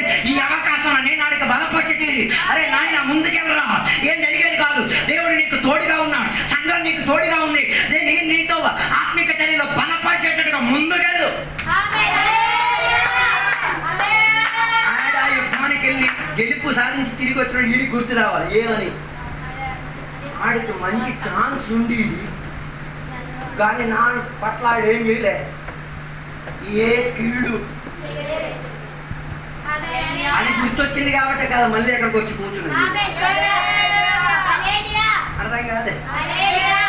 అది గుర్తొచ్చింది కాబట్టి కొందరు ఇప్పుడు కూడా ఏం చేసుకునేది, దేవుని చర్యకు వచ్చి తీరేది, దేవునితో అనుబంధం ఖాయం చేసుకుని తీరేది, ఆ మనిషిలో ఏదో ఆత్మిక చర్య ఉంది. ఆయన కాలేబు యోషువ లాంటి వాడు, ఆయన మధ్యలో దేవుని యొక్క సాన్నిధ్యత ఉంది అన్నది అర్థం చేసేటట్టుగా నీ తప్పులు నీకే గుర్తు తెప్పించుకొని క్షమాభిక్షతో దేవుని సన్నిధి మళ్ళీ వచ్చి తీరడానికి కూడా పరిజ్ఞానం అవుతుంది. రాని వాటి విడిచిపెట్టింది రాని. చివరి మాట, ఒక విశ్వాసి కూతురికి పెళ్లి సంబంధం రెడీ అయ్యింది, పాస్టర్ గారికి చెప్పలే. కానీ అవతల ఉన్న పెళ్లి వారు ఏం చేశారు, ఆ మగవారు ఏం చేశారు తెలుసా, ఈ పాస్టర్ గారిని ఎవరో కనెక్షన్ చేసి ఫోన్ చేసి, అయ్యగారు పాప ఎలాగుంది, మంచిదేనా? అయ్యగారికి న్యూస్ ఏం తెలియదు. ఏమని మీరు పెళ్లి సంబంధాలు మాట్లాడారనో అన్నీ చూసుకున్నారు, అన్నిసార్లు రెడీ అయిపోయిన విషయం ఏం తెలియదు. ఈ ఇంటి మాట్లాడినప్పుడు ఏం చేయాలి మీరైతే? నేను అయ్యగారుగా ఉండి నాకు చెప్పకుండా వెళ్ళి సంబంధాలు మాట్లాడేసి అయ్యగారు ఏం చేశారు, అమ్మాయి చాలా మంచిది, వాళ్ళ అమ్మ నాన్న మీద లక్ష్య పెట్టొద్దు, వారు ఏమి ఇస్తారో అన్న విషయం లక్ష్యం, పాపం మంచిది ఏం చేసుకో. అయ్యగారు కూడా చెప్పలేదు. తర్వాత పెళ్ళి అన్నీ రెడీ అయిన తర్వాత లాస్ట్గా అయ్యగారు మా కూతురికి, అప్పుడు కూడా అయ్యగారు చెప్పలే, నీ పెళ్ళికి మధ్యవర్తిగా నిలబడి మాట ఇచ్చింది నేనే. మనం అయితే చెప్పేసి మరి ఫ్లెక్సీని బట్టి కట్టేస్తాం, నేనే తెప్పించా, ఏం చెప్పలేదు. కావాల్సిన సదుపాయాలు అన్నీ చేసి పెట్టారు. చేసి పెట్టిన తర్వాత ఆయన మా మీద కోసం చూపెట్టాను. మా పాప పెళ్ళి జరిగింది, తెలియట్లేదు, వెనక మా అమ్మాయి పనిచేసామని. ఎన్నో రోజుల తర్వాత వాళ్ళ పాప ఇంటికి వెళ్ళి ఏదో విషయంలో డిస్కషన్ వచ్చినప్పుడు ఈ విషయం మా ఇంట్లో ఉన్న ఏం చేశారు, వెంటనే నాన్నకు ఉంది, నాన్న నీకు విషయం తెలుసా, మన అయ్యగారే ఈ పెళ్లికి ముందువర్తిగా ఉండేసి పెళ్లి చేయించి తీరాలి, డబ్బు కాదు కానీ ఏం కాదు కానీ అడగకూడదు, అన్నీ చేయించాలన్న మాట చెప్పి ఇప్పుడు నా గుండె బద్దలైపోతుంది. అప్పుడు మనోడు హోను. అప్పుడు అయ్యగారు అడిగారు, నాయన నా కూతురికి ఇలాంటి పరిస్థితులు నువ్వు చేస్తావా? ఇప్పుడు కూడా ఆ మాటలు అననే కదిపేస్తుంది. ఇప్పుడు కూడా మనిషి మమ్మల్ని చూస్తూ అడిగి పశ్చాత్తపం అవుతుంది, ఘోరం ఘోరం ఏడ్చేస్తాడు. నాకు అర్థం కావట్లే ఎందుకు ఈ మనిషికి ఎంత కన్నీరు వచ్చింది. ఇప్పుడు కూడా మనిషి ఫోన్ చేస్తే మాట్లాడే చర్యలో ఏడిచి ఈ విషయం మళ్ళీ గుర్తుపెట్టిస్తాడు. హలో, నేను చెప్పొచ్చే మాట, ఒక అవకాశం మనకి దొరికేటప్పుడు ఏం చేయాలి, బలపరచాలి తప్ప ఆయన్ని ఏం చెయ్యకూడదు, చంపే వేయకూడదు. ఆడి మీద మన దుష్ట హృదయాన్ని ఏం చేయకూడదు, రుద్దేయకూడదు. వాడి మీద ఏం చెయ్యాలి, దుష్టత్వంతో నిండిన దురాత్మకు వ్యాపారం చెందే వ్యాపారాలు ఏం చేయకూడదు, వాడి మీద రుద్దకూడదు.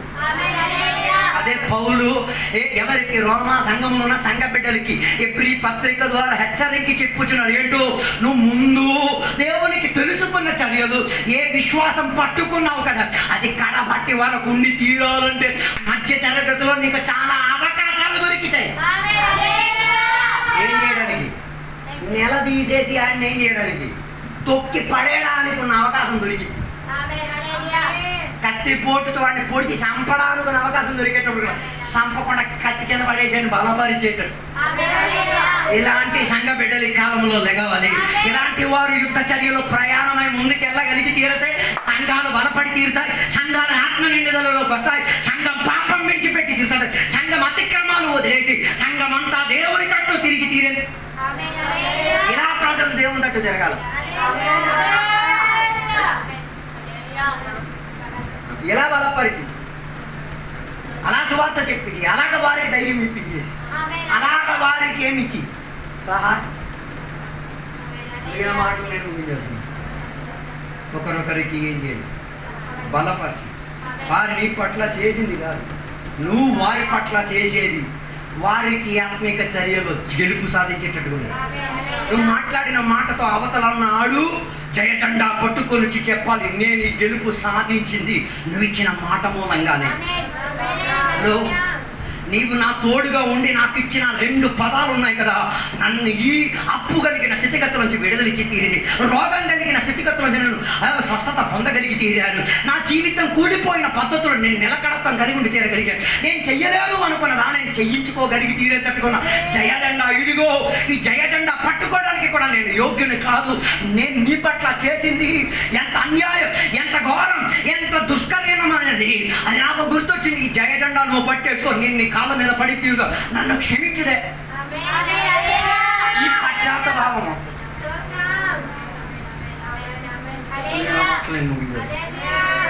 ఇలా ఒక్కొక్కరిని ఏం చేయండి, జయ జెండా షేర్ చేసుకుంది. జయ జెండా ఇది నువ్వు పట్టుకో.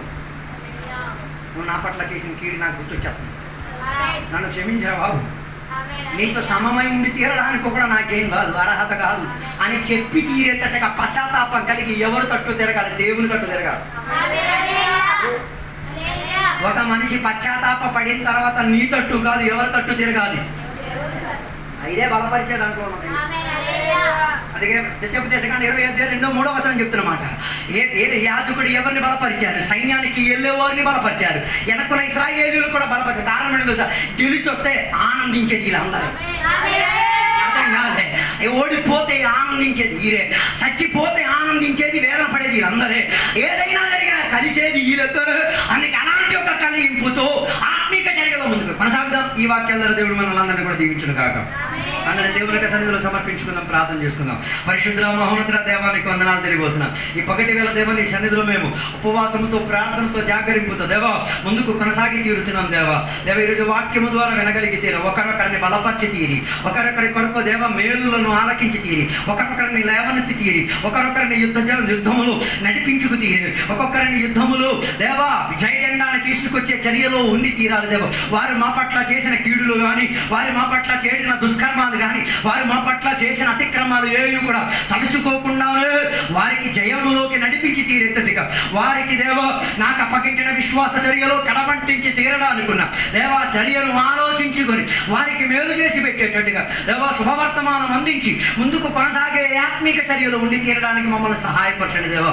అలాగా వారు మాత్రం కాదు దేవా, మేము కూడా ఆత్మీక చర్యలో గెలుపు సాధించేటట్టుగా దేవా మమ్మల్ని అందరినీ కూడా సహాయపరచమని కోరుచున్నాం. ఇంతసేపు వాక్యోపదేశాల ద్వారా మాతో మాట్లాడినందుకు స్తోత్రం. ముందుకొచ్చిన దేవుని బిడ్డలుగా మారి తీరి దేవా కొందరిని కూడా సైన్యముగా తయారు చేసుకొని దేవా వారి సందేహాలు మారి, వారి అపనమ్మకాలు మారి, వారి భయపడే భ్రాంతి మారి, వారి దేవుని దగ్గర నుంచి దూరం అయ్యే విధానాలు మారి, వారి దేవుని మీద దాడులు చేసే పద్ధతులు వదిలి, వారి దేవునితో ఉన్న అనుబంధం నుంచి పారిపోయే పద్ధతులు మాని, దేవునికి అంటగట్టిన వారిగా, దేవునితో జత కలిపిన వారిగా, దేవుని యొక్క వాగ్దానం బిగించిన వారిగా, దేవునితో మంచి ప్రయాణం కొనసాగించిన వారిగా, దేవుడిచ్చిన సంఘములో సభ్యులుగా ఉండి తీరేటట్టుగా ఉన్నాక చర్య రాబోయే రోజుల్లో కనబడి తీరును కాక సహాయపరిచినందుకు స్తోత్రం. దీవెనలతో నింపినందుకు స్తోత్రం. యేసు నామములో అడిగి వేడుకున్న పరమ తండ్రి, ఆమేన్. తండ్రి యొక్క కుమారక పరిశుద్ధాత్మక సహవాసం ఇప్పుడు ఎల్లప్పుడు ఇక్కడ కూర్చున్న భక్తులతో దేవాన్ని రెండో రాకడ వరకు తోడైందును గాక. యేసు రక్తమే జయం, యేసే వాక్యమే జయం, యేసయ్య నామమే సంపూర్ణ విజయం కలుగును గాక. ఆమేన్. గట్టిగా 3 సార్లు హల్లెలూయా చెప్దామా? హల్లెలూయా, హల్లెలూయా, హల్లెలూయా. దేవుడు మనల్ని అందరినీ కూడా దీవించును గాక. ఆమేన్.